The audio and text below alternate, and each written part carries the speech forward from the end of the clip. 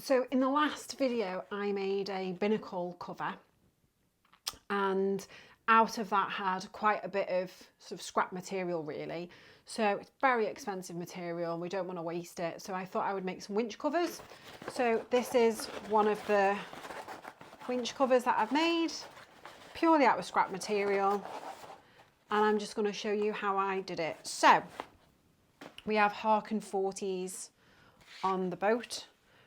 Essentially what I've done is I've just created a top, 50 centimetre circumference and about 16 centimetre diameter. Use that as a template, and that essentially then forms the top. This height is, the actual winch is 17 and a half. I've made them just a little bit bigger just to pull them down a little bit. You can see that it's gripped inside, so if you have a little look inside you can see the elastic. Really, really simple, and at the end of the day this is made out of scrap material, so it's not the end of the world if they're not perfect, but so far so good. So this is our main body, and what I've done here is I've got a piece of elastic, goes about halfway, because we're actually going to pull that nice and tight to create the ridge here. And what I've done is I've stitched it in place. Now this type of elastic does fray a little bit and we want to make sure it's nice and secure, so you can see I've gone forwards and backwards over that quite a bit.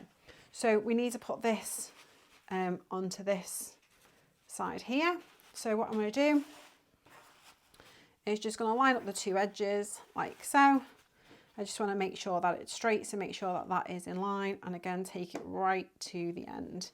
And this is a little bit fiddly because, as you can see, what's happened now is that's going to pull really, really tight. So what I like to do, if we move over to the machine, and this is exactly the same setup as I used in the other video, so if you want to have a little look at that, it'll explain how we've got the feed and everything set up. So what we're doing on here is we're going to put our needle as close to the edge as we can, just slightly before the elastic, and then we're going to go nice and slow just over that.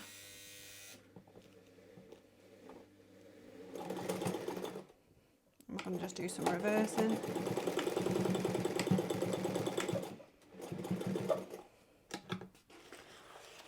Let's just cut all of that off. So you're not actually going to see any of this, so it doesn't really matter too much. Just make sure that that is on nice and solid. It is. Okay, so you can see it's kind of created a little thing. Now this is the real tricky bit. This is probably the hardest thing. You'll have something that looks a bit like this. This is the tricky bit. So I would suggest, I'm only going to do, you could do two stitches down, two rows down each side, which I'm sure would look fabulous. I'm not going to do that though. I'm just going to go for one stitch right down the middle. So we're going to do a little bit of forward, a little bit of reverse, and then what we're going to do is we're going to pull this as we put it through really, really tight. Really tight.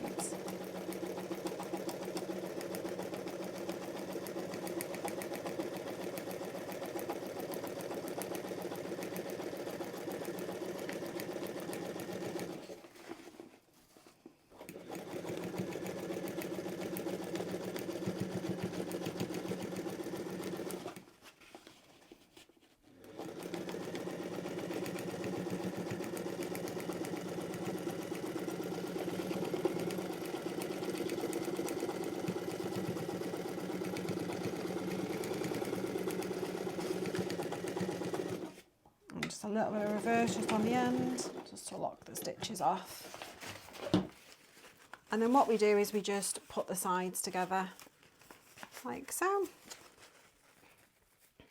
Get the two edges nice and aligned. Again, we're just going to stick it into the machine. Let's just pop that in nice and close to the edge. If you want to, you can pin it. I'm not bothering, to be honest, but you could do if you wanted to. Just cut off all these little loose threads though.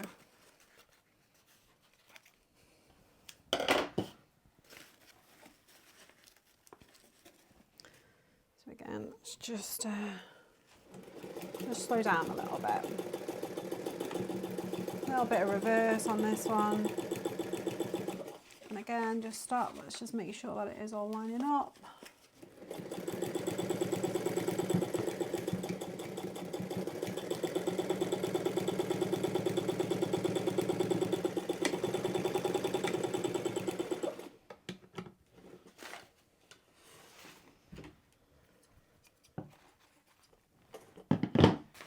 Okay, so that's just done that one.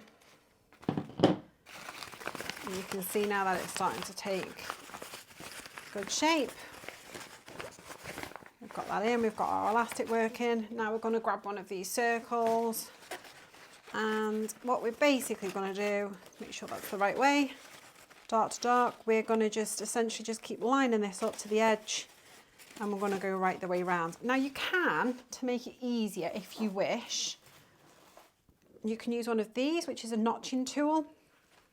So you can just put some little notches in there, helps you just pull the material around sometimes. I'm not going to bother, I might do if it starts ruffling up, but we will see. You want to go really slow. So you want to go on this as slow as you possibly can. As slow as your machine will allow you. Some machines are slower and better. Nice walking foot or something will do you good on this one.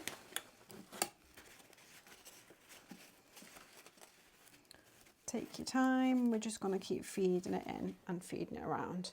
So nice and slow, a little bit of reverse. And if we're not sure if we're all lined up, we're just going to stop, we're going to realign. We're going to stop, we're going to realign.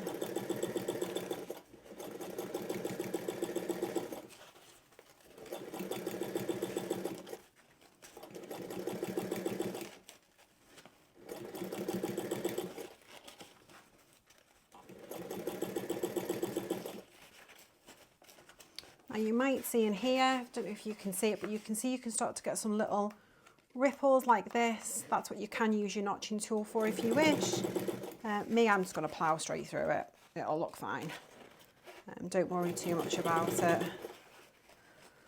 The main thing is that the edges are aligned.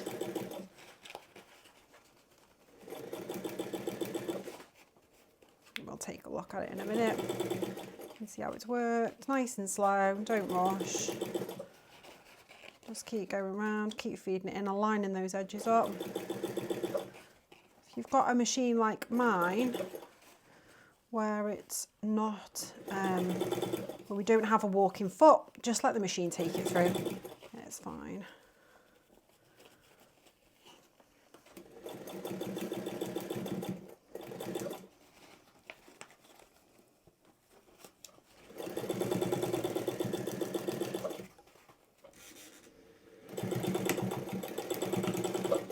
Okay, so take it up, cut it down.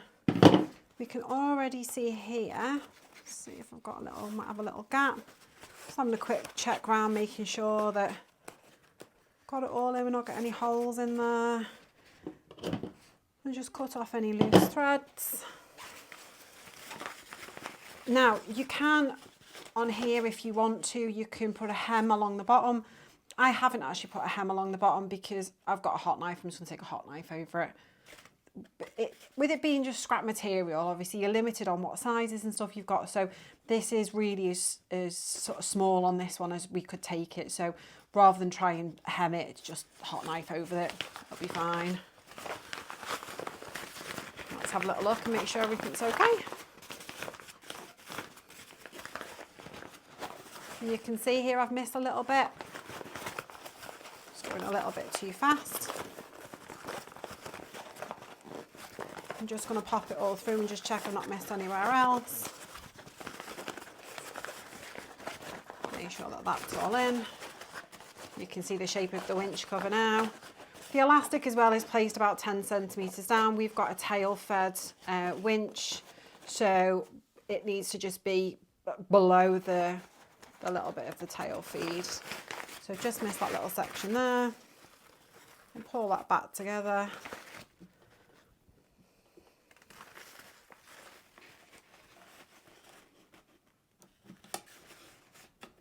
A little bit before it. Nice and slow, a little bit of reverse.